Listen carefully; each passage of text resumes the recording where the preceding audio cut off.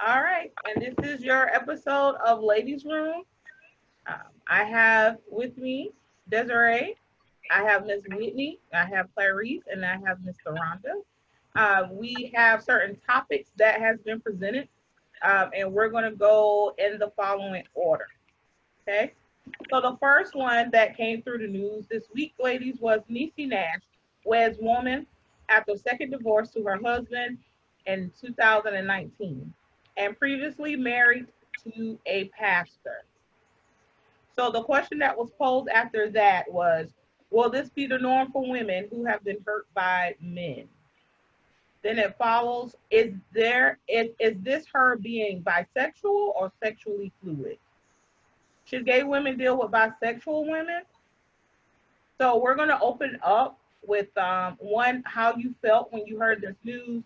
Two, what do you think this mean, being that this will be her third marriage? And then, do we put labels on the person?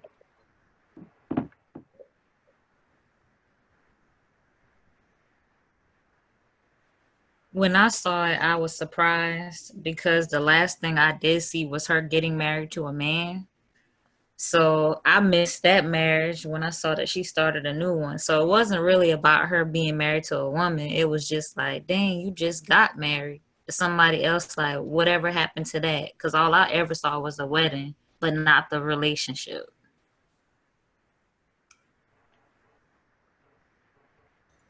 Maybe she's sexually fluid. Like, I don't know. I don't know what kind of trend that would be to marry two men and then marry a woman. Like, just because we are hurt by men don't mean we like, oh, throw the whole population away.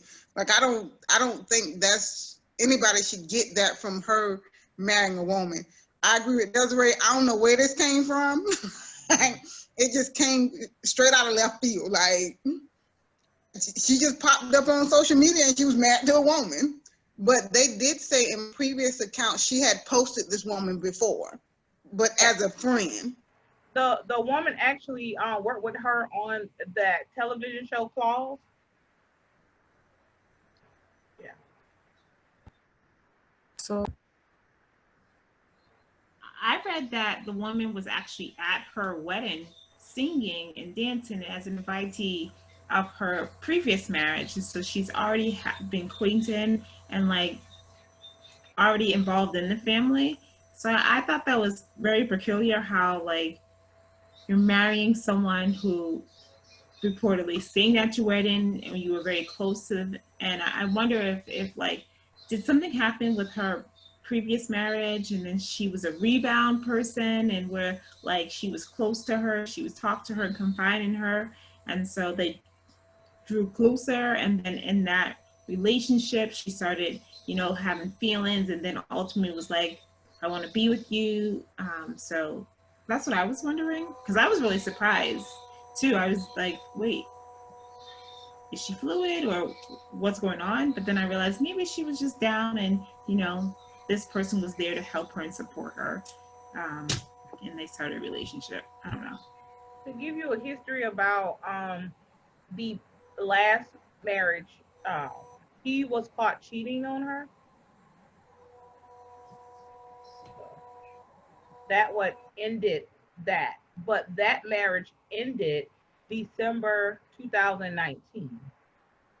So now we're here, and in August 2020, you're marrying the wedding singer. I think I have sort of a blended opinion amongst all of you who have already spoken. I was really surprised when I saw it on social media because but like Desiree said, it wasn't so much that she was marrying another woman as much as it was, I was like, who is this? Like, when did this happen? I didn't even relate it, I don't think, to her last marriage as much as like, why is this how everybody's finding out? Like, I didn't know. I think my first reaction was I didn't know she was a lesbian. Like, I was like, oh, okay. I mean, whatever. But I didn't know that. So that was surprising to me in of itself. But now to hear the way that you and Theronda have explained it, Crystal, I'm like, so that makes me feel almost like maybe as a friend or as a family friend, it may not be any different than like guys that girls put in the friend zone, where, you know, if the person in the friend zone has like deeper feelings for this person who is their friend, but maybe they just haven't communicated it to their friend because that's all they are, is friends, they might be like waiting for that opportunity, you know. And then you know, obviously if she was getting divorced and this person is friends with the couple, you know, that person's gonna know that like things are not going well, and like kind of be like, oh, maybe this is my chance type thing. You know, and like Theronda said, if she's offering her like a shoulder to cry on, and then honestly, with her getting divorced in December 2019 and 2020 just being as raggedy as it has this year, I mean, like, there's a lot of people out here struggling and with like mental health issues and feeling lonely and feeling, you know, depressed about just all the circumstances that have occurred this year. So I kind of think that's like an easier sell even than normal, especially when you have to think about things like quarantine. Like people were all trying to like worry about who they were going to quarantine with and stuff. It's like, interesting. Like, so it makes you wonder if like 2020 wasn't actually a really good year for Jessica Betts. Like, like maybe she got to kind of, you know, put her plan into motion, so to speak. So You know, there with all was it was a similar situation, and I did not send it to you guys, but I was going to piggyback on this with the multimillionaire Jeffree Star, owner of Jeffree Star Cosmetics, where he went on his social media and he posted a picture where it was a black man wrapping around him in a very sexualized position. And so people went and researched to find out who it was, and come to find out it was a basketball player. He played ball overseas. This guy and gentleman is a father of two. And so when the mother of the kids saw it, they freaked out. They was like, hold up, this is the father of my children. And he's now in a relationship with a man.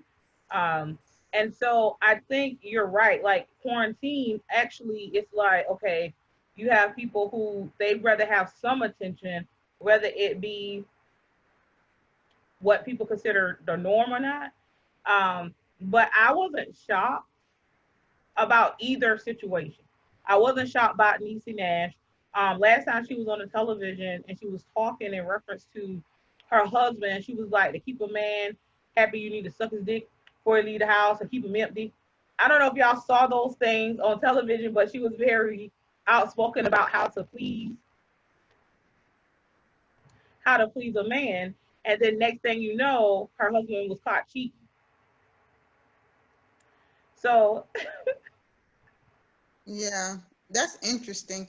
But I didn't think about the way Whitney said it about being in that friend zone and then coming out of that friend zone. And like y'all said, they probably were on quarantine together. And like being with somebody 24/7 kind of speeds things along. Like if you're with that person day and night, 24 hours a day, because now most of us, we have lives, so we don't spend 24 hours a day with a person. But quarantine forced a lot of people to do that. So that may be what sped their relationship up. And she was that friend, so they already knew each other. So it made it a whole lot easier. Whereas we look at it suddenly, she probably was sitting there waiting for a year. I'm just trying to figure out, they had a whole quarantine wedding and stuff. Like, I think she's been with them. Yeah, that's what it Before seems like. the divorce. I do believe so. Oh. I think that she probably got wind that her husband was doing something already. And you know, the first thing you share with is your girlfriend. You know, you be like, girl, this man, da da da da. And you know, most of us will be thinking like our girlfriend is listening to give, you know, have that listening ear. Not saying it's my chance. Mm-hmm.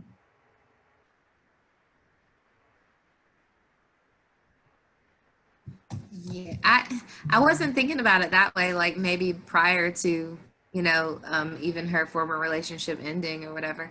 Because I mean, it does I guess it does take a little while for a divorce to process too. So some people do like the separation term prior to divorce, and then like obviously like it's not something that's like just done in, you know, a day from the time you decide. So maybe she started dating her as soon as she decided, or as soon as like things were going down the tubes and she knew that like it just wasn't going to work out and that divorce was inevitable.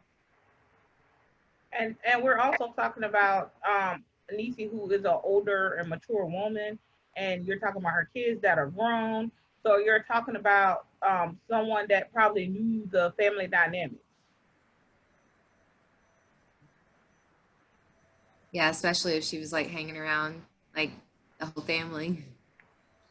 So If I can share with you guys something that a old minister said years ago, um, and again, you don't have to agree. This is what he said, um, and I found it quite weird. But in situations, it keeps reappearing.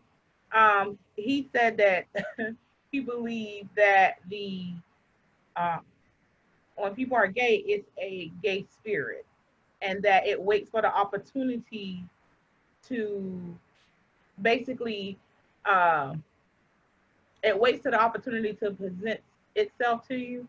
Now, I'm not saying I agree with that, but it this seemed like in this situation, it could have been that way where I know you are, but then all of a sudden, time, space, and opportunity, quarantine, present that. Oh, now I am. I think I agree with that statement to the extent that I don't think that obviously that's for just anybody type thing. I think it's one of those things that if it's not in you, then like you know people are gonna try to experiment or um, try to be open minded to things. But if it's not something that's already in you, then it's not going to stick. If that makes sense. Um, I've known people who all of a sudden told everybody that they were gay, but then like still had kids, and it wasn't a situation where it was just like I want a child, so I have a friend who's willing to help me do that. It was more like a like, but you used to date homeboy, so now you having a baby with him, so you know where babies come from, right? It's boys. I thought you said you was gay. Like I'm just saying, like yeah, I don't know. I I've mean, just seen. I have friends that they was on that side of the lifestyle, and and they was heavily into it, and then um now they married with kids.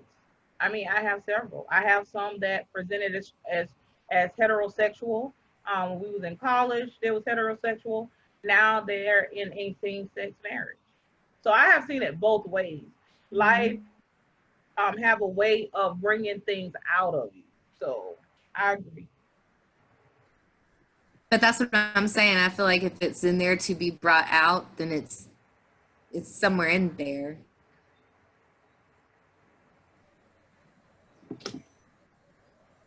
Theronda. I just feel like it's 2020. Like it's the year of revelation. A lot of things are going to be revealed to you during this year that you didn't know that was inside of you. So I feel as if that, like, this is the perfect time to dig deep within yourselves and with others, see who's around you, see who's not around you, see what's in you that needs to come out. And so that's why I just feel like that. But I also feel like, you can tell who a person is through how they work and how they kind of maneuver through adversity. And so it's like you said, quarantine season, this is a hard time for a lot of different people. And so, how are they adapting? How are they coping with this quarantine? And again, do they have a lot of unresolved issues or concerns within themselves that are coming out now? And now, like, that we're quarantined and life's different, we're going into the new norm. Is this going to be your new normal because of quarantine has allowed you to reveal this? I don't know.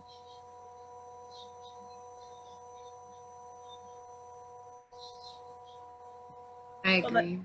so the next one that we're gonna go to, the next topic, ladies, We're gonna go as to the one that Desiree presented. So Desiree, if you will speak up and present your topic. So Dr. Dre's current wife, soon to be ex-wife, is asking for 2 million a month in support until the divorce is finalized. I'm actually looking up. She did a breakdown of what she needed $2 million for a month, and I'm going to share that with y'all. While you looking that up, is she need $2 million to do crack or something? Like, okay, so maybe it's just me, but you need $2 million a month to live. Like, Yeah, I need to. what type of lifestyle are you trying to live? Like, The So- same in current. She needs $10,000 for laundry and cleaning, $135,000 for clothing, $60,000 for tuition and living expenses, Mm-hmm. $900,000 for entertainment, 900? $125,000 for charitable contributions, Mm-hmm.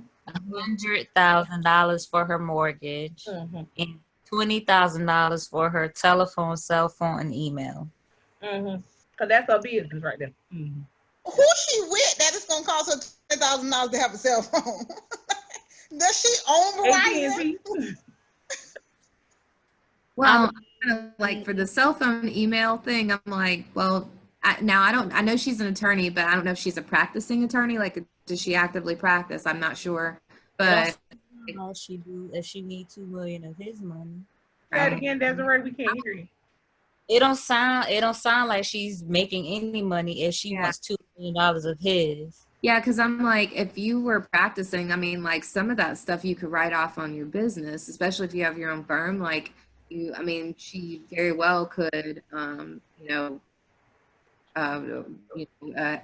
tie her cell phone and email and even like clothing her business if that's, I mean, but like you said, Desiree, it sounds like she's just counting on him and has been actually, I mean, because that's how alimony works. Like if one person doesn't have any income, then they still need to make it by. I'm all for women getting what they deserve in divorces, but to me, this is just a lot. And I guess I feel this way even more because you just look at what other people have and you have the audacity in this climate of the world, this climate with everything going on in the world, to publicly say, I can't live without $2 million a month. Yes, and I think that she should ask for what she feels and her attorney feels is right. Okay. He has gotten her accustomed for over 25 years of marriage to this lifestyle, and he should and shall maintain that. I don't care if the next person cannot afford this lifestyle or their bills do not add to this lifestyle. That's their business. But she is the wife of Beats by Dre. Yeah, I mean, I'm not saying she shouldn't get anything, but $2 million a month. Yes, ma'am. I will say I didn't know that that it was $2 million a month until the divorce is finalized. I didn't originally, what I had read didn't give an end date, so that makes a little bit more sense now, actually.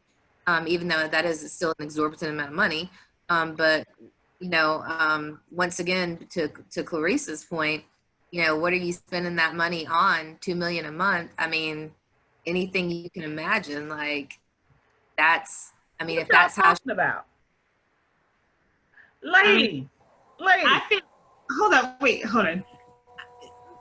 It honestly, like, I think that when I was reading reports and the reports had said that there was some domestic violence and she was being quiet regarding this domestic violence the whole time. And the reason why she was being quiet, because there were allegations previously with Michelle A that he continued to beat her and things like that. But she stayed, and the reason why she stayed is because she wanted to protect him and do things like that. So one, she deserves that money. I don't care if she was spending on hair weaves. I $2 know million that's right. is not enough for pain and suffering. Like for me, it's not enough for pain and suffering. Two, like a lot of it is because she was accustomed to that behavior. She was accustomed to that lifestyle because of his behavior, and so she deserves all of it. I'm telling you right now, even if she pays like $2 million on some great weave, she deserves it. She So I chose. just She point chose out the that relationship. She That's deserves my it. thing. You chose it. He didn't trick her into being with him. She knew what his lifestyle, what his background was, and she made a decision to get into the relationship, knowing that it was no secret. My thing is, granted, if you need 2 million, get your 2 million. But why? That's just why is only her side being brought to the public is my thing. Like, why are you giving it entertainment type situation? I'm just thinking about.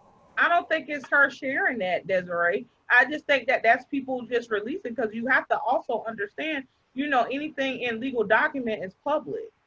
So But why it's is probably the somebody, part it's being probably somebody leaking it, because we're not hearing Dre's side. Dre has not said anything. When to bring you guys on a timeline, Dre had did a Zoom conference with Lil Wayne on his podcast, where he was talking about his beautiful wife and being married for her for 20 something years, and that's black love. And then the next day he got that divorce paper. So he was blindsided with a lot of this, and you Okay. not hearing his side. The issue that I have is not that she don't deserve half of his net worth. I do not have an issue with her getting the $400 million, because that's about half of what he's worth. No issue with it whatsoever. But this $2 million up until you get half, she's probably gonna get half. They don't have a prenup. They've been married for so long. He didn't cut their ass. They She do probably have gonna a get prenup, half. Clarice. What was in that? I don't remember them having Remember, a we prenup. talked about that 2 podcasts ago. Remember that we said that it was a prenup, and then when he was doing something he had no business, he was threatening to leave. This was a few years ago, like 3 years ago, 4 years ago. There was in the news, she was threatening to leave, and he claimed he was gonna do right and tore up the prenup in front of her. And she thought that was the actual prenup, but it was a copy. What's in the prenup though? Like that's So the my prenup would say that she would get a certain amount, but wouldn't be half. So what she and her attorney is presenting, that he tore it up and said that he did not want no longer wanted a prenup, and she's trying to use that. Okay, I remember you saying that, but what I'm trying to say though is, y'all, $2 million a month is a bit ridiculous. Look at some of the things that she's spending the money on. If she would say that I'm gonna save $1.5 million of it, I would be like, right on, sister. But you out here gonna tell me your phone, internet, and email gonna cost? Well, let me find it, because I looked it up too, because I was absolutely floored when I seen it. $20,000 a month. My email free. Just help me understand the rationality behind this breakdown, because I don't get it. Like $10,000 for laundry and cleaning a month. Trick, I'll do your laundry for $50. Like You can't do her laundry for no $50 where she living. Y'all got to think about where they're living, which is one of the most expensive places in the continental United States, is where they live. So you're basing that off stuff that you're basing it off of South Carolina. You can't do that in California. But I promise you, she's paying. So you telling me she's paying her housekeeper $10,000 a month to do her laundry and to clean? Her housekeeper probably got $100,000 salary. Then that's where I need to be. She's including that in there, because she still needs that housekeeper. And then I don't see nothing with her asking for the stuff, because think about it. If she gets dishonored, right, until the divorce is final, they're going to deduct what she got from her final payment. So if she gets this and it takes 8 months, then they're going to take it from her final payment of what she's getting.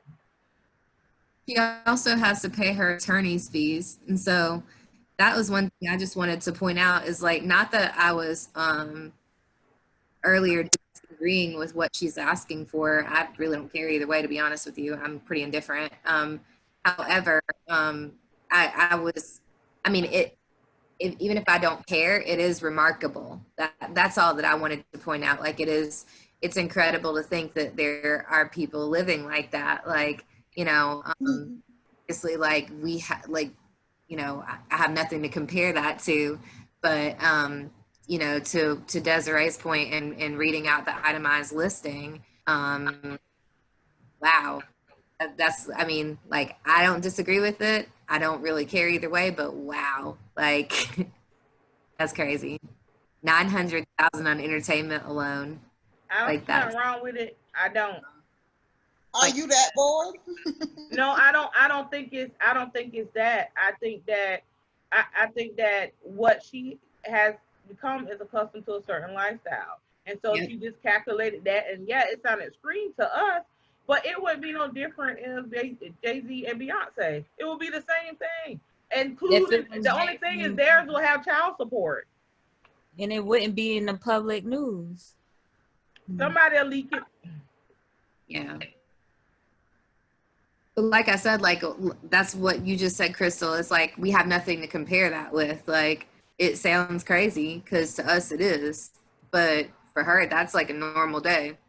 Like, so she wants to continue having a normal day apparently. And let me just be clear about the difference in things. Like I said, in South Carolina, before we relocated to Massachusetts, our townhouse in South Carolina was $645 a month. Oh, what? Okay. Now, Theronda, you're currently in Massachusetts. And I was like, I'm in South Carolina, and I'm still amazed by 645. Where that was? It was $645 a month, and it was located in Piedmont, and it was a nice townhouse. And again, so that's South Carolina. But when you go up to Massachusetts, which is the third most expensive state to live in, 645 won't get you anything. I have a friend that moved up there. Her husband is currently at Harvard getting a degree, and she was shocked when she got up there and the amount of their apartment, and the apartment was $3,200 a month, not including parking. I understand the difference in cost of living. I absolutely get it, completely get it. But some things is excessive. That's just how I feel. Like, regardless of what your scale is, some things to me are excessive. Like, even if they were still married and they were living that lifestyle, okay, you all living excessively. Like, and a lot of celebrities do. That's just my flat front of it. These things that you all do, they're excessive. Like, I understand you all want nice things, but come on now. Some things are just too much. Like, I don't care how much money you got, which is how a lot of celebrities end up broke anyway. But they're gonna stunt. That's what they do. But I did not. I mean, I'm gonna be honest. The thing about like the money that she asked for, I see it as similar as if I can recall Michael Jordan and his wife, where she was one of the highest paid wives during the divorce, and people was like, oh well, why did she get that? She did not, shoot in the gym. One, she was his wife. She sacrificed. She did not entertain anything. She had to be that mother to the children. And so she got that money. And what people not understanding is, even if she's getting that money, that's just a lump sum of money. Like this, I'm pretty sure Dre will still recoup that and more after the divorce is final. Yeah, because he's Dre. Yeah, like you're Yeah. exactly right. I hope that like Clarice said, but his wife seems to be a really well-informed, well-educated, smart lady. Mm-hmm. I'm pretty sure she knows how to take care of herself with, the money that she gets from this too. So like I'm honestly pretty impressed by her right now. Yeah. Like And she, they said that her legal team is one of the top um, divorce attorney in the state of California, like high profile.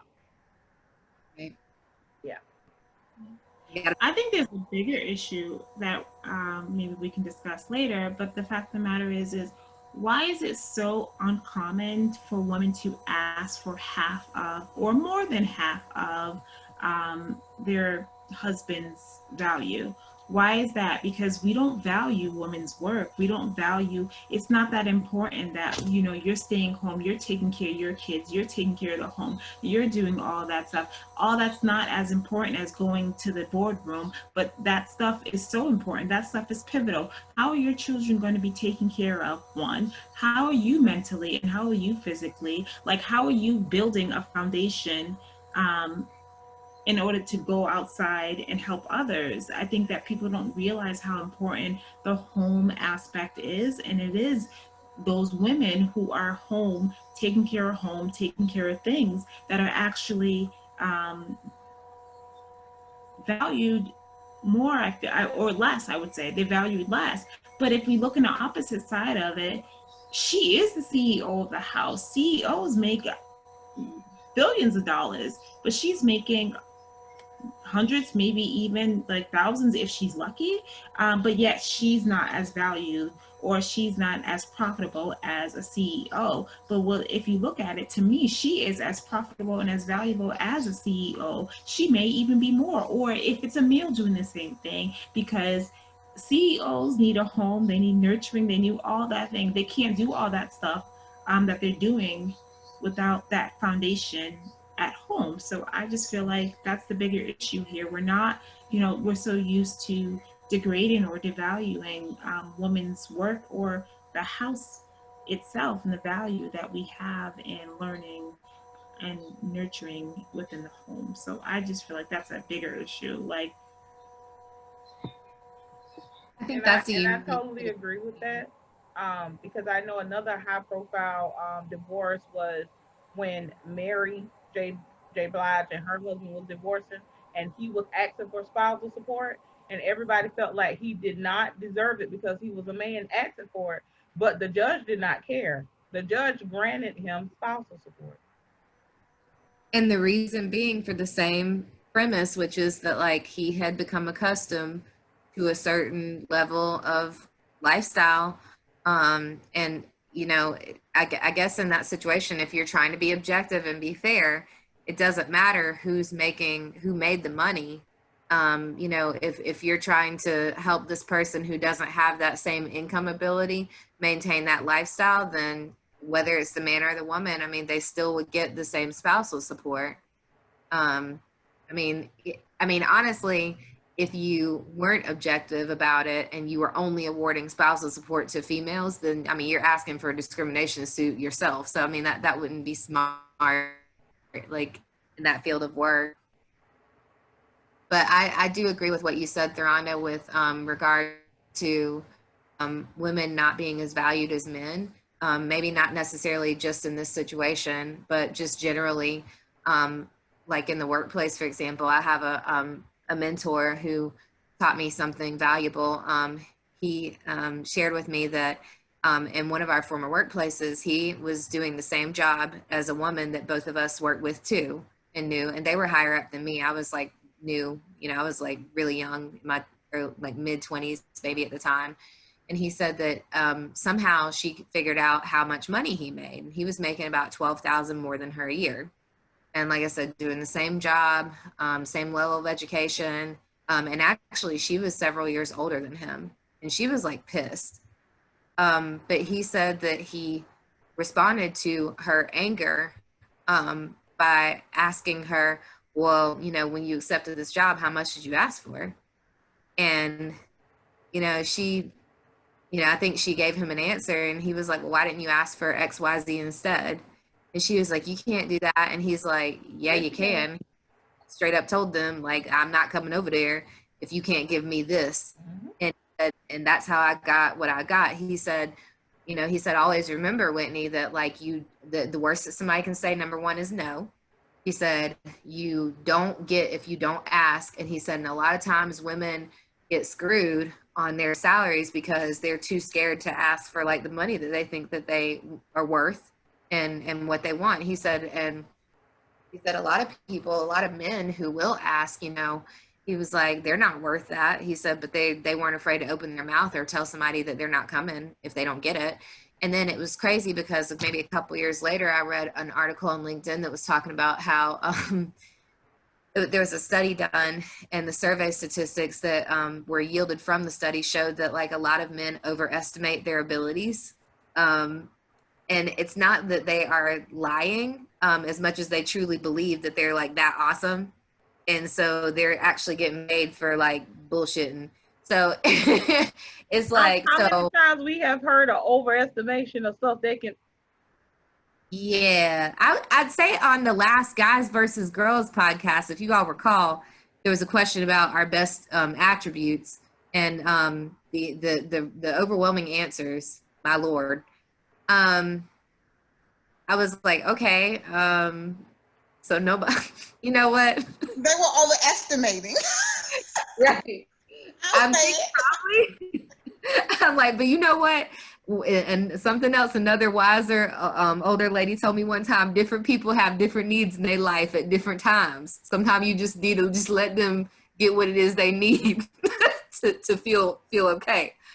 But yeah, moral of the story, like Theronda said, I mean, if you don't ask, you don't get. I mean, well, you know, I can agree with that. A lot of times I do think women can be fearful to ask for even the extra money or the $2 million. We can be fearful, be like, oh, what if they say no? Yeah. And then to say, oh, if they say no, and then I'll be like, oh, I'm walking away, now I ain't got no job. So we don't think the same way men think in that aspect. And maybe that has taken a lot of opportunities from us as women because we're not as vocal, but that also goes back to what I've been saying, then we're the angry black woman or she a bitch. Or, so it's like almost a never ending cycle. Like I think it's finding a balance too and figuring out who your allies are and how you can best portray yourself, you know, to other people. I think it's just being careful about the way you communicate your message, you know, which I mean, we've had that conversation before. So it's not impossible, but it's just like, it's like walking on a tightrope. It's rough.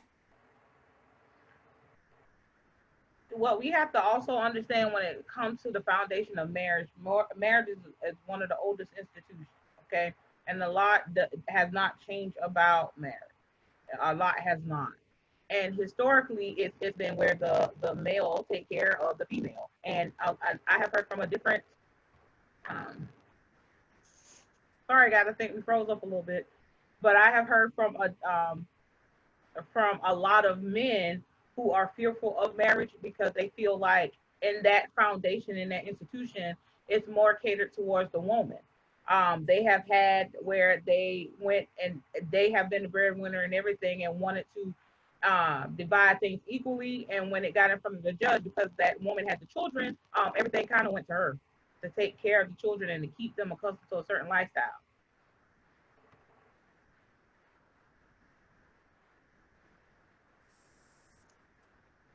But what I say to that is, well, I mean, you know, do you want to take them and take care of them? And most men will not take care of the children. They will put that responsibility back on the mother. 90-something% of them say no. So yeah, it makes me feel bad. I think I froze actually. Sorry, y'all. No, you're fine. So the next topic that we're gonna talk about and discuss, we're gonna go with what will we do in this situation? And Clarice will present the situation.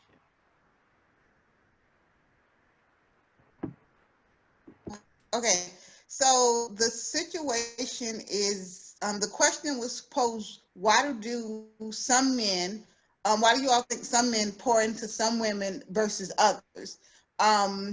And to just give a little background on it, seeing this, I have a guy friend and he is big into stock trading and creating businesses. He's a businessman.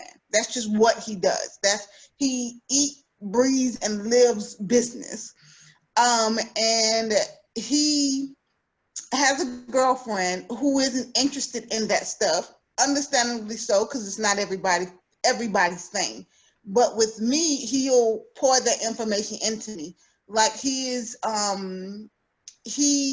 gave me his username and passcode so I can learn how to trade stocks and options. And so once I finish the course, we'll talk about it and I'll begin to trade them on my own. So I guess that's the question is, why do we think men will pour into some women versus the other? Is it us thing as women because we're not interested, or is it could be the man only want to pour into one woman versus the other?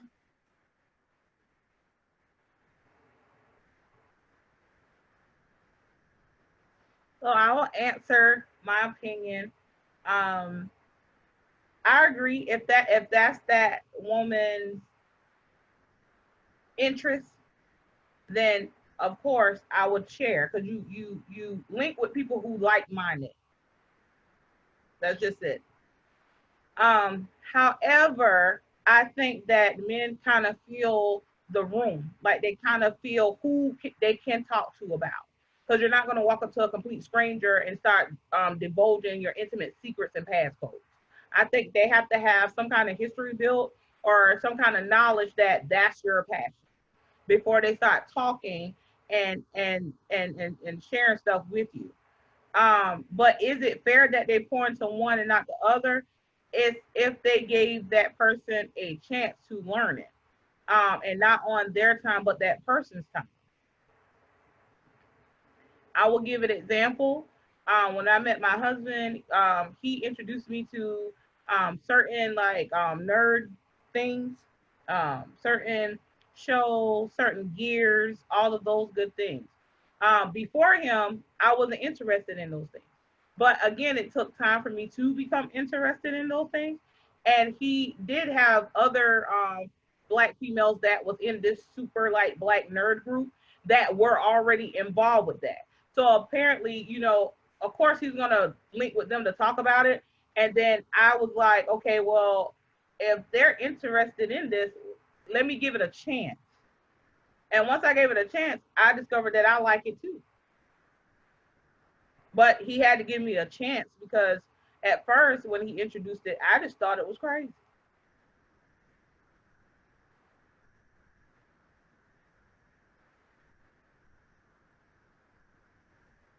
But I feel like he already liked you, so that doesn't hurt. Uh-huh. Yeah, I mean, I think that for someone to introduce you to something that they like, there has to be some level of interest there or some like kindred spirit, friendship, something. I know I have discussed with Crystal and Clarice here recently some things I have learned about I guess like industrial industries that like I wouldn't have known otherwise had it not been for becoming friends with and dating certain individual. But at the same time, it's not something I ever thought I would be interested in. But then, I am interested in business. I'm interested in money. I'm interested in seeing a project from start to finish. So with that foundation and then like the connection, I think that kind of helped me be receptive to what that gentleman was able to teach me. So I think it's kind of like your situation, Crystal, where it's like I didn't necessarily think I'd ever be interested in anything like that. But, as you start to give something a chance, you learn. And then if you like the person back, that doesn't hurt either. It's like you're more willing to listen to somebody who you have an interest in, whether that be for friendship or romantic reasons or whatever. Most of the time, it seems like that didn't happen in Clarice's post situation. because you were explaining, Clarice, that she wasn't interested, you know, so obviously she has an interest in him, but just not what he's interested in. Different strokes for different folks. Right, and I think that's what it was. She just, it wasn't her thing. So, but I think this kind of branches off into another topic. When you're in relationships, and now I could be wrong, but when you're in relationships with people, don't you kind of, you know, it has to be like a give and take. Like, you know, I don't necessarily like this, but you love this, so I'm gonna put forth an effort to it. I'm not just gonna tell you no and fold my arms and be done with it. It has to be it has to be a balance. Like, I'm not gonna like everything you like, but oh, okay, so you wanna try to go painting. I don't really want to paint, but you like it, so I'm gonna go with you because I like you. Like, so it has to be a balance, and I think that's one of their issues, is that it is no balance there. But who am I? I don't know. But I think you're right, Clarice. I think that, like, when you care about someone, you're more likely to do something that you know would make them happy or that they're, you know, into. I mean, really, that's no different than, you know, parents' relationships sometimes with kids. Like, I mean, there's like a million things that my mom and dad probably didn't give two craps less about that they can tell you all about because it's something that, like, I was obsessed with when I was little, or, you know, my sister was. It's when you have that love for someone, it may not be something that you'd ever be interested in, but you at least are gonna, like, know enough about it to entertain that person, and listen to them when they talk, and you know, validate how they feel about something is important, you know. That reminds me, do y'all remember, like, the Gigapets, like the little, or the Tamagotchis, like so my mom thought that was like the stupidest thing when we were little, but she bought them for us and everything. And then you weren't allowed to have it at school. So, like, my big thing every day, like, I would tell her, like, hey, don't forget to feed my Gigapet because it'll die. And I really need you to take care of this. And she'd be like, all right, whatever. She'd, like, kind of roll her eyes. And sometimes she did forget and let it die, but she would, like, actually, like, apologize, like, because I'd be really upset. I'd be like, now I have to start all over again, and I got this far. But sometimes she actually really did feed the little dumb Gigapet and everything. And I know now as an adult that was probably, like, annoying and stupid for her, but she just wanted, you know, us to be happy. It's just like, you do things sometimes you listen to things that you think are just like a big waste of time just to make somebody happy because you care about them. Theronda and Desiree? No, I agree. I think that, you know, there does actually have to have a balance. But I think that in identifying that balance, you have to know who you are and what you are. And so, like, if the girlfriend is not, like, really interested in it, and, you know, and that's just who she is, did she have that conversation with him before? Is it continuous conversation? And so, like, does he have to accept that she's sometimes going to be paying attention to stocks and things like that, but other than that, she doesn't necessarily have to have this big interest in it. She doesn't have to go all out, but as long as she's listening, validating him, and making sure that, like, he gets what he needs, I think that's where it ends. She doesn't have to have an interest. She just has to have a respect for him and his beliefs. And so I think that's where it kind of, like, ends. And I think that, like, he has to be receptive to the fact that, like, you know, she's not necessarily into that. She may be into something else, and he has to respect that, and he has to know that, like, just because she's not into this doesn't mean that she's not into him, and or that she can't do some other things and she's not compatible with them, because people, you know, are different and people have different interests. That doesn't necessarily mean that they're not the right person. It just means that you guys are just different folks, different strokes. And I just think that, like, you got to respect and have that balance for one another, because there's so many women who think that, like, I have to change myself, or I can't be authentic because my other significant other wants me to be this way, and they start losing themselves. And so you just have to have a balance between that, and also, like, understand that you're in a relationship. A relationship is reciprocal. There's some back and forth in it, and just be respectful to one another. I think as long as he can not take her disinterest as a personal thing against him, then they'll be fine. It may be something that she could learn to like about stocks that he just hasn't figured out yet.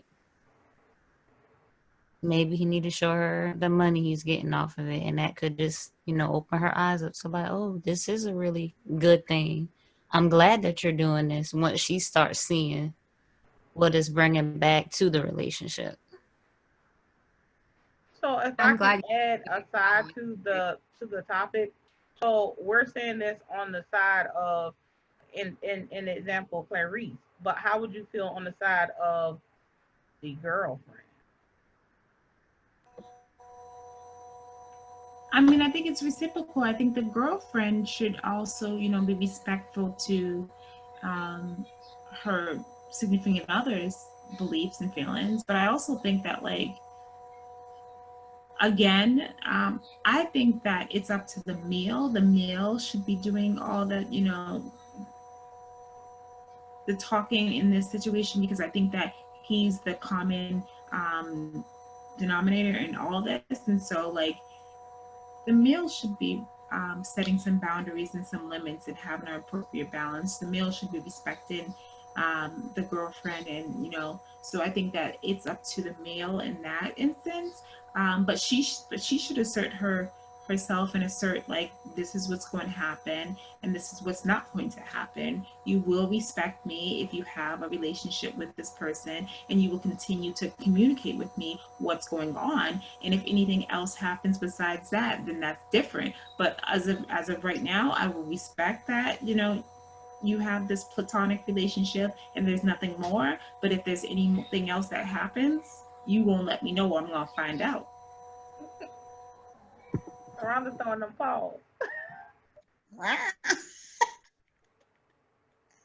I mean, I, in all honesty, because I do know a lot more about the situation, I agree partially with Theronda. Legit, okay, you can have this this friendship with this other female. I'm okay with that because I am very secure about who I am. But what you're not going to do is let that cross the line. You're not going to ever pour more into her than you're going to pour into me. That's what you're not going to do. I don't care what y'all talking about. You make sure my cup runneth over. And then if you got some energy left over to talk to stocks about her, then by all means, y'all talk about stocks and bonds and options. I will feel some kind of way if I felt like this person was investing more into this person and not me. I will feel like this person is setting up to jump onto that next person.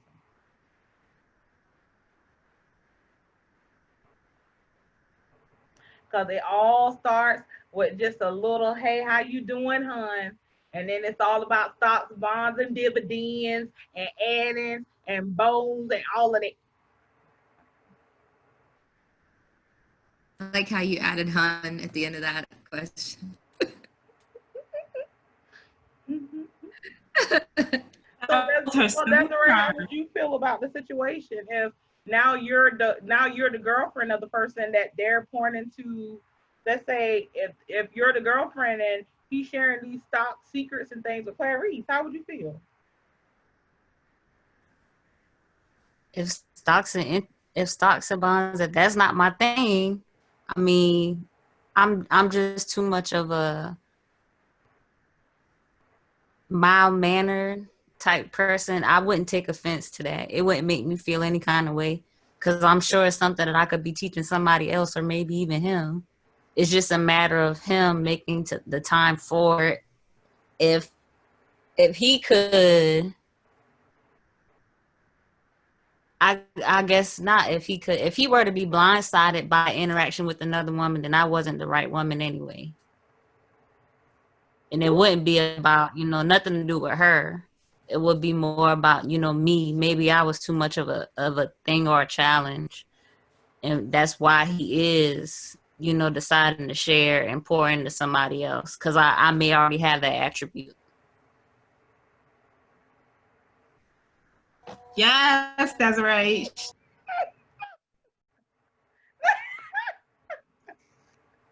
Desiree told y'all. She did. That's Well, why I I said she mean, ain't that is worried one about it. way to look at it.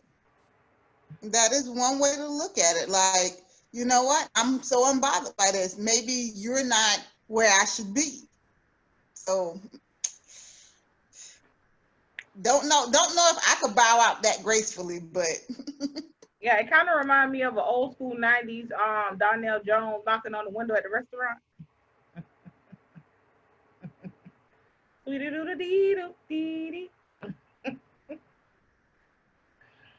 Okay, guys. So we have a positive note. Tyler Perry is now on Forbes list of billionaires. What you guys think of that?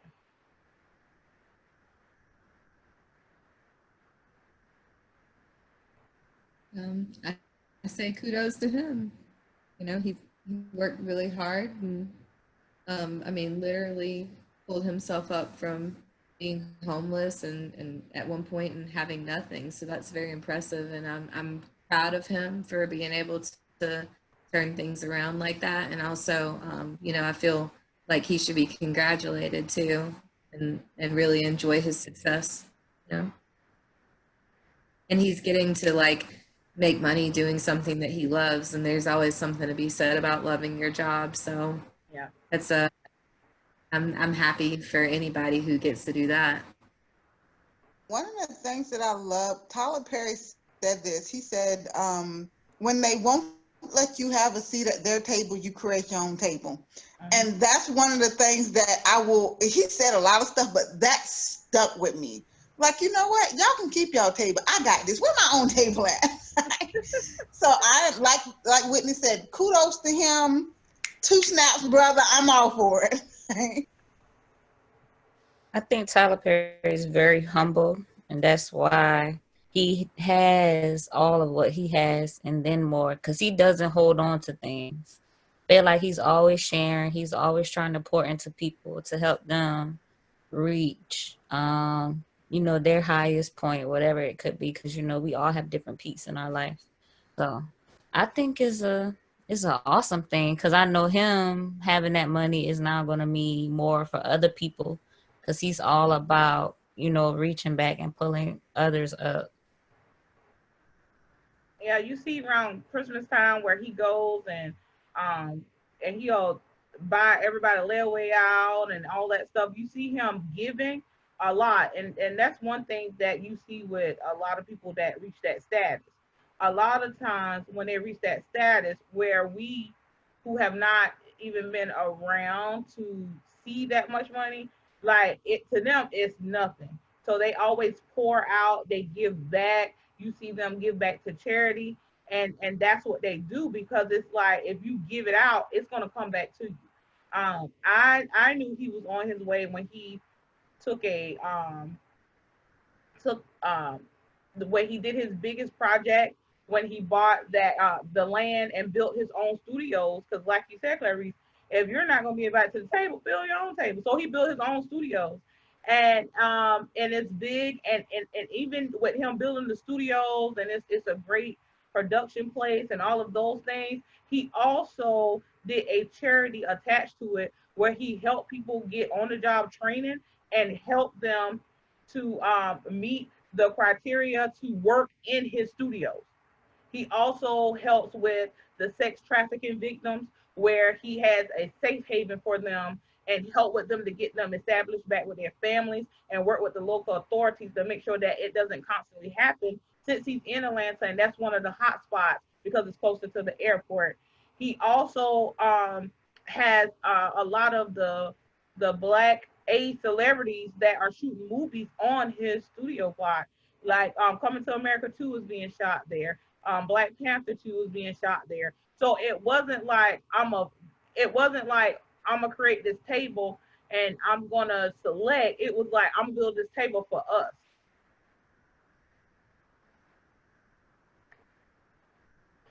Creating opportunities.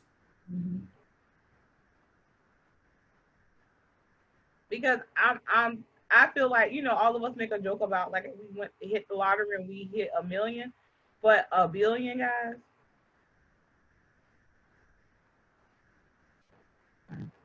That's something different. Like a lifetime, like you really possibly spend it in a lifetime?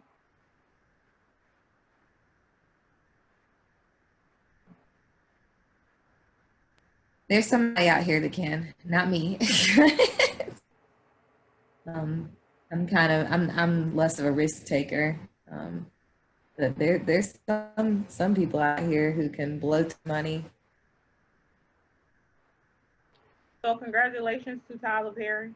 I think that he was a person that was given an opportunity and he took advantage of the opportunity.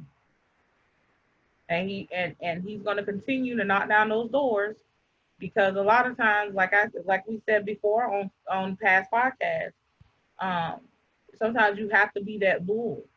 Sometimes you have to say, you know what, I'm done acting. I'm gonna create.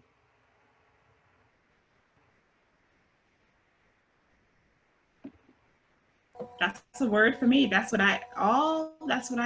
I got, like, like Clarice had said it, like, when,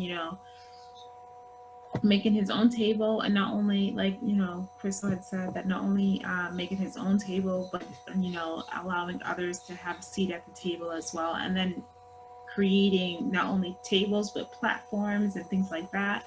I thought was so inspiring, where, like, I looked at his previous history, where, like, he was homeless and things like that. But, like, that shows that, like, you can do anything that you set your mind to. And Tyler Perry wasn't as big as he was until he stepped out of his comfort zone and put on a dress.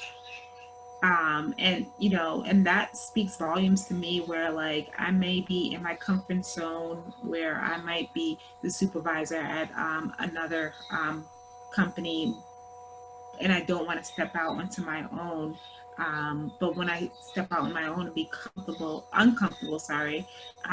and stretch myself and stretch my abilities, that's when I become bigger, and that's when things get more profitable. And so I just think that that's inspiring, how it teaches us to step out our comfort zone, and not only for yourself but for others, because it's bigger than you. So I like that word.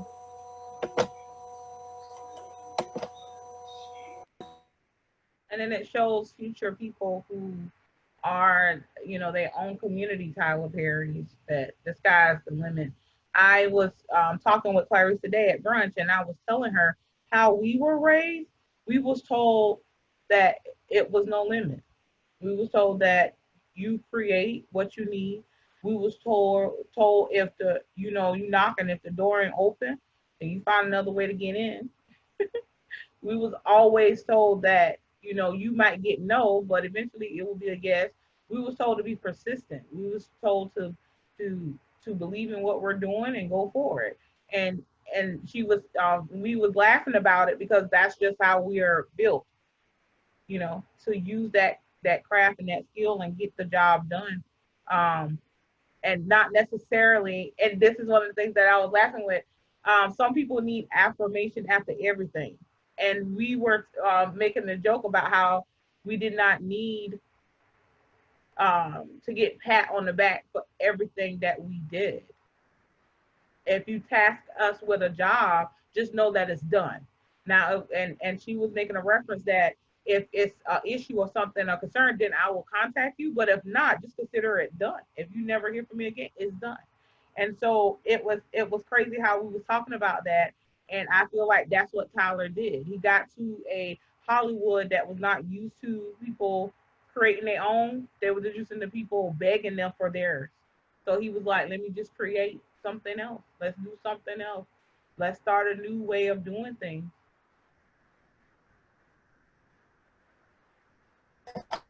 I think that brings up a good point, where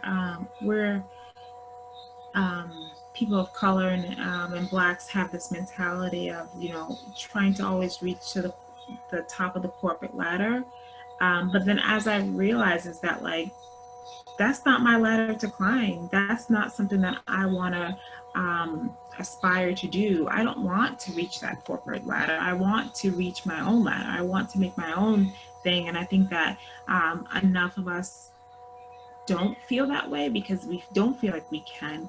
I know for myself, my family didn't grow up with any ownership or anything like that, not even a house. And so that ownership, philosophy was not instilled in me. And so when I thought like, oh, maybe I should own my own company and things like that, that wasn't something that I was like, yay, I was scared and I did not aspire to do that, but I felt God was pushing me and moving me to do that.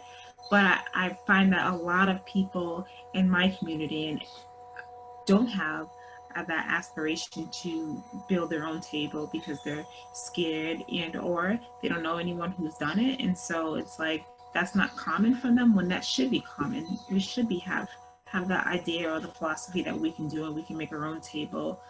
But for some reason it's not. Okay, and so that's funny you should say that because me and Crystal was also having a similar conversation at brunch, and I made the statement of, and I think we can use something similar to this. Some people aren't meant to build their own table. Some people are just meant to be cheerleaders. They're meant to be the people behind the scene, the rah, rah, rah. Some people aren't meant to start businesses, and that's okay. It's not in everybody to do. And it's okay to play that supportive role, to be the backbone and not necessarily the person in the front as well. I think what you're saying is correct, Clarice. Like it just depends on what works for you. Not necessarily a comfort zone or something that you're uncomfortable with, but just like where you find your niche and where you're successful and where you can contribute. Like you said, everybody doesn't have to be the front runner. I know I've volunteered with several organizations where we have, front runners, and then we have those of us who work behind the scenes, and that's fine because like all of us working together in our different roles makes it work, makes it the success that it is. Yeah, because those people, like you said, it makes it successful. We need those people. And when I was teaching, I would always tell my students, the thing is that if you working at McDonald's and you shaking fries, be the best fry shaker that you can be. Because when I come there, I want my fries to be popping hot. And it was just something so small, but ultimately that's what I was saying, that just, everybody ain't gonna be the manager at McDonald's. Everybody ain't gonna own a McDonald's. You know your role, play it well, but just know that you are playing into something so much bigger. And even with Tyler Perry, like you said, he created his own table. He was the man who created his own table. But in order for that table to keep moving, he needs those people surrounding him. He needs those people to eat at that table. He needs those camera people and those actresses and he needs all of that to flourish. So just everybody's just not meant to create their own table. If I may share with you guys, we were in Miss Moody's class, and Miss Moody is one of the toughest teachers from where me and Clarice come from. And Clarice said that same thing when we was in high school. Somebody got to make my fries and make sure they hot. In high school, guys. In high school, she said that. But Whitney and Desiree, I actually remembered that. So isn't that not a plus? Look, I'm proud of you. Proud of you today. I mean, but it is true, to your point, Clarice, when I used to teach school, and this is just K-5, but like I would, just being honest with the students, because some of them have questions about like, well, like they know, because of ordinal numbers, what grade comes next. But we would get to that 12th grade and some of them would be like, and then what? And I'd be like, well, some people will go to work. Some people will continue going to school, and some people might join the military. And I'd be like, you just kind of have to do what works for you.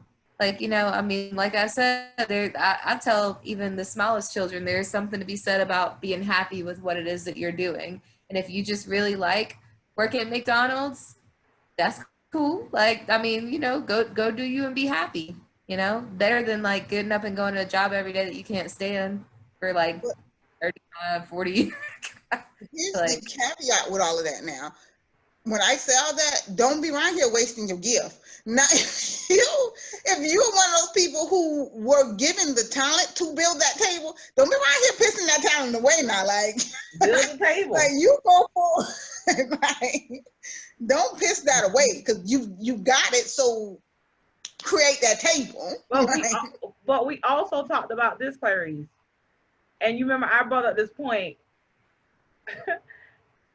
You have to know your role. Many people don't know they're the cheerleader. That's the issue that makes conflict. When you don't know that you're supposed to be the supporting actor. yeah. So it's basically something that has to be developed. A lot of times people want to be like Clarice made this example. She was like, people want to be in the front of the camera. And she was like, but you have people behind the camera.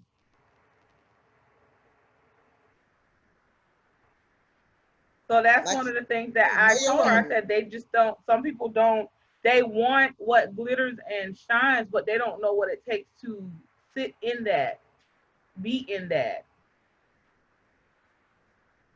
I mean, you said it perfectly. Know your role. Know, and your role may change several times throughout your life, and that's okay too. Yeah. But whatever season you're in, know your role in that season. Like, because seasons change. Like, nothing is going to stay the same, and that is absolutely okay. Like, sometimes it's okay to be the man or woman behind the camera. Sometimes it's okay to be the cheerleader. Like, you're not going to always be in the spotlight. I am always a secret cheerleader. Like, with people I don't even know and don't really know, and I'll see them in social media and they be like, oh, I did, and I, in the back of my mind, I'm like, yes, girl, get it, and don't even really know these people. I'm like, yes, like I don't necessarily say anything, but in my mind, I'm like, all right, girl, you did that. I ain't even mad at you. Yeah, I think that's very necessary. People who are happy for other people to keep things moving along. You know, what you just said, Clarice. Like, there have been several times where I saw something on social media, or you know, somebody's success was brought to my attention, and I was like, oh wow, okay, like I didn't even know, you know, they did this. But now that I'm looking at this portfolio, you know, I can think of somebody that I need to refer them to, and it continues the progression. I don't get paid for referring anybody for anything, but by golly, I'm a connector all day, every day. Like, I'm always being like, hey, you see such and such, they know how to do that. You need to be called. Like, and then, you know, if they work with that person or not, I don't expect anything in return. I just like to see other people, you know, like wheeling and dealing. I'm out here wheeling and dealing, so I want to see other people out here. Especially people who look like me. Especially people like I'm for everybody's success, but if you look like me and you grew up how I grew up and I can relate to you, like, you win, we win, I'm good, we good. Makes it even more dope. It's like, oh wow, like that's crazy. Like, oh, it's like makes it more exciting. Of Tyler. Like that's why when one of us make it, we smile because it's like we made it. I think a lot of us were so excited when President Barack Obama made it because it was like we have our first Black president. He feels how we feel. He's done, you know, some of the things that we've done and experienced what we've experienced, but yet there he is. The same with Tyler Perry. And I think that's why I know for me personally, and a lot of people I've been talking to over the past couple weeks, you know, that's why it was such a big deal that Chadwick Boseman passed too, because it was like, he was like ours, you know what I mean? Like, he was, you know, out here doing things that like some of us could never dream of, but like we were all in awe of it, you know. And so it's just like, oh, like we lost one, you know. Like, it's things like that hit you harder when you can identify with the person, whether it's something positive or negative. And that's why I said it takes like Clarice was saying, like to see someone and be their cheerleader, but also paying it forward with Chadwick Boseman, actor Denzel Washington paid for his college tuition, like did the scholarship. So he probably didn't know what he was paying into. You know, I watched Chadwick give a commencement speech at a college, and he talked about how he was in on his college campus and he saw the champ. The champ was in front of him, Muhammad Ali, and doing the little thing that he does, and he said he didn't understand it at first, but then eventually he got it. He was telling him to be a fighter, to fight for those roles, to stand in what he believed. And so it's just the simplest things. It could be like, yeah, you got this. It can be, I'm praying for you. It can be like, yes, because even when you're walking in your purpose, it's still scary. It's never easy and it's never clear. Yeah, and I think for me, all of them, and no matter how long I've not been teaching, like that is part of the core of who I am. It's about representation for me. It's about my nieces and nephews able to see, because you remember at one time, Black people, we wasn't supposed to be president. And to have him, he represented something so much bigger. Now these kids now can say, oh, I want to go up and be president. And they can say, yeah, we can have a Black president. Or we can own a movie theater, production theater. We can own those things because we've already seen it. Like, so we know it's possible. So for me, all of that, even him being Chadwick Boseman being our superhero. Now we got little Black boys who can see, yeah, I can be that superhero. So for me, it was something so much greater than that. It was about the representation and kids being able to see this is possible.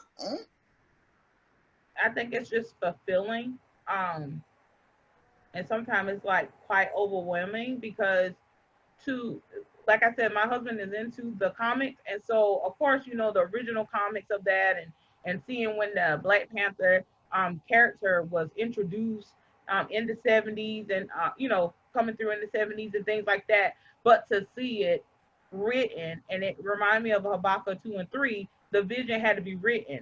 So when he played it and portrayed it, now it's living. Now you see it. Like me and my husband waited on this movie, and it took a 3-year process for it to come through. But to know the history of that character and then to see that person walk into that character and make it live, it's crazy to see it like come to light. And I think that's what happens when you said about the children, Clarice, about seeing the president. It's like we heard about it, we wrote about it, we wrote it down and prayed on it, but now we're seeing it and we're living in it. Like it tells of a story of old where when we had to do Black history, remember all of us used to pick the same Black history patrons and the Black and pick the same ones, but now we got new ones because those had laid the foundation for these. And so now you have the ones that we have in our now laying foundation for the ones to come.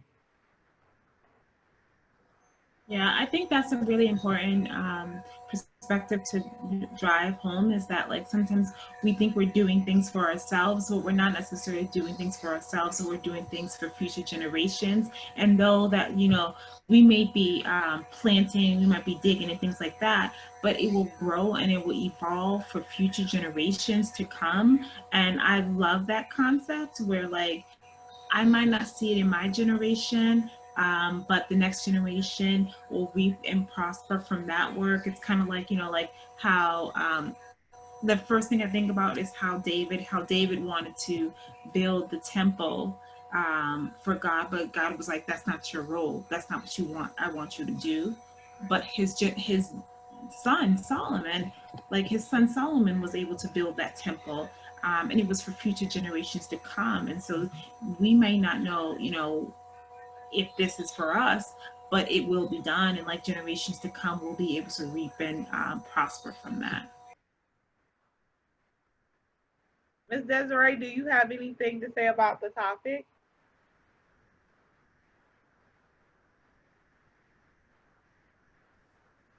No, I think you all shared pretty well.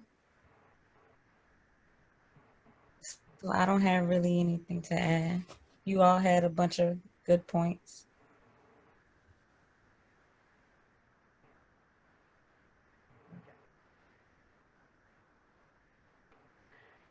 So ladies, I said that I will give an update on the last topic that we had last week. That was Pastor John Gray, the pastor over the mega church in Greenville, South Carolina.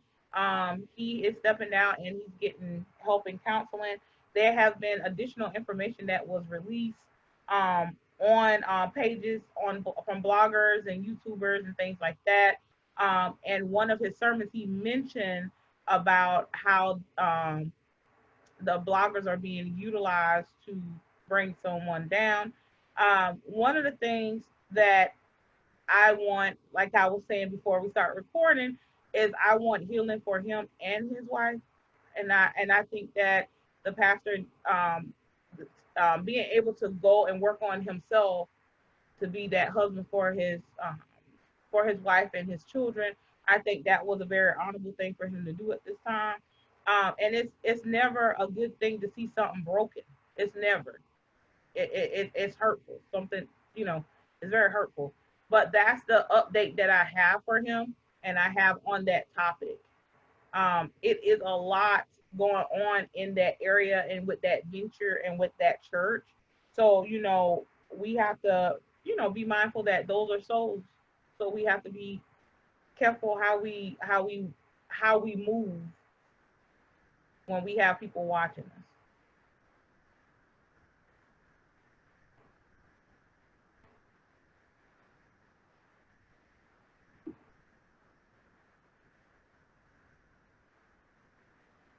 So, ladies, this has been a successful podcast, and we're going to end it. We're going to end it with each one of you giving information where we can see you, where we can, if anyone wanted to follow you. Jackson is taking the information down to put it in the bottom about any of the business ventures you guys have and all your information. I will be sending out different topics and blogs and things like that. I encourage you guys to do the same. So if you want to start, I'm going to give the floor to whoever want to start.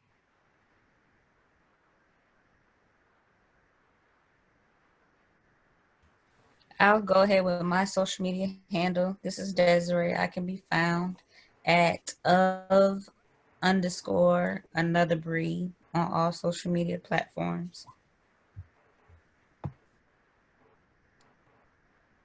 Desiree, can we have a plug for your tutoring provider, your company?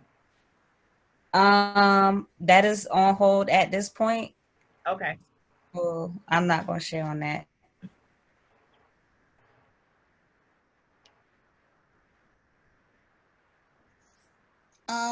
I can be found on Instagram at 21 Reese. And on Facebook, first and last name.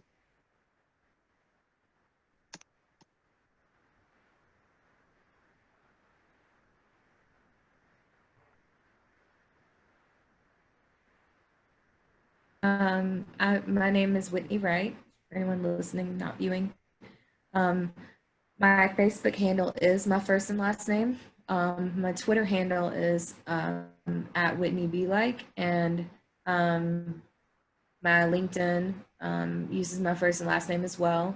I'm doing some remote consulting, contract work, and marketing right now and communications. But I do also offer consulting work in human resources. And as of this week, I am now also independently contracting the work on my Airbnb for the time being. Hopefully I can find a new contractor soon. So if there are any recommendations for the upstate of South Carolina, I would appreciate them. It's work that you can do, but it's not necessarily work that you want to do. So one of those things. Thank you. I am Theronda Myers. I can be found on Facebook on 2 platforms. One, my business is Abide Integrative. So you can find me under Abide Integrative at Facebook. You can also find me on Instagram at Abide Integrative. You can check out the website www.abidebyme.com. That's it. And I am Crystal Salam. I can be found on Facebook, Crystal Salam. On Instagram, I'm my miniature schnauzer has a page, Winston Lagoshi. You can find him and all his antics. I have a Twitter account, and that's the different platforms that I'm on. My like Clarice said, the gifts that is poured into you, you need to push them out. So I will be launching Let's Make It Crystal the end of this week. My husband designed and went over the the website, so I'm grateful for that. The photographer was 88 Keys Photography, which is uh, an awesome photographer and family friend. They do great work.